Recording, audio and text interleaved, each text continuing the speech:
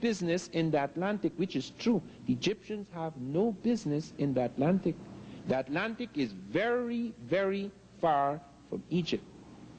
And Egyptian ships have no right in the Atlantic circa 800 BC. The reason why they are in the Atlantic at all, in the North Atlantic, is because of an unusual situation that is occurring in the Mediterranean at that point in time. It is very important, therefore, not only to study what was happening in Mesoamerica, but to study what was happening at that point in time in Egypt and Nubia. What you have is a war going on between Africa and Asia. The Asiatics are attacking everyone in the Mediterranean. They have smashed the Hittites.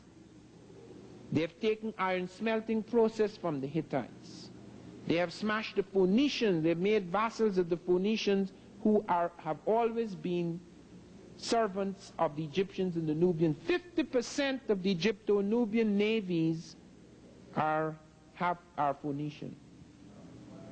These are people who Sheikh Anta claims who were once black, who, like the Arabs who were once totally black in Saudi Arabia, became mixed with Asiatics, and you get this what you call the Semitic type.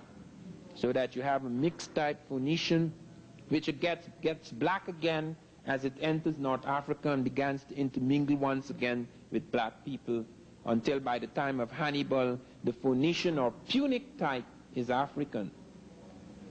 This type is restless up and down the Mediterranean. It has its cities at Tyre and Sidon, its great ports, but it's restlessly moving up and down the Mediterranean. And because the Asiatics block the seaports to the Indian Ocean, block the seaports to the Pacific, and we do have evidence of the Egyptians in the Pacific. We have Egyptian script found in Hawaii. These guys are ranging far out. Nothing stops the Egyptian. Wherever you go, you find him. I have found him in Spain. They have Egyptian villages in Spain, where Barifel has shown the cartouches of the Libyan kings around 1000 BC are found at Almunecar, Spain. And that runs right through the Spanish mention in their early chronicles that Taharqa, the Nubian general who is later to become the king of Nubia and Egypt, enters Spain with a garrison, so that the Africans are already in Europe.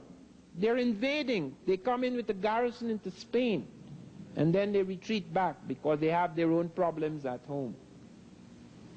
So that we have evidence of movements in the direction west of the Mediterranean towards Africa, towards that part of Africa. And more fleets were driven, both military as well as commercial fleets were driven west of the Mediterranean, because tin was needed for the bronze armies, because this was the late Bronze Age. Copper was needed in Cyprus, tin was needed. They went right up into the British Isles and the North Atlantic searching for tin. And around 600 BC we have the Phoenicians going from Ezion Geber and going right down and coming right across Africa, right round Africa, right back into the Mediterranean. The Europeans did not go into the Atlantic because the Europeans were terrified of the Atlantic. The Europeans spoke of the Straits of Gibraltar as if there were monsters in the sea. They did not attempt any movement in that area. But the Phoenicians did, and they were very much tied up, as I say, with African navies. That is the reason why many of the great heads have military helmets. Not all of them do, but they're distinguished by military helmets. They are a warrior dynasty, because this is a period of war. For nearly 200 years, the world is in a state of war, as we are. Since the 1930s right up to the 1980s, every major army in the world has been ready to fight. We are in that state in which both the Africans and the Asiatics were. We cannot relinquish that state in this century until there actually is a war, which God forbid. But we cannot relinquish that state. All armies are armed to the teeth in the 20th century world. regardless of whether you go down into Latin America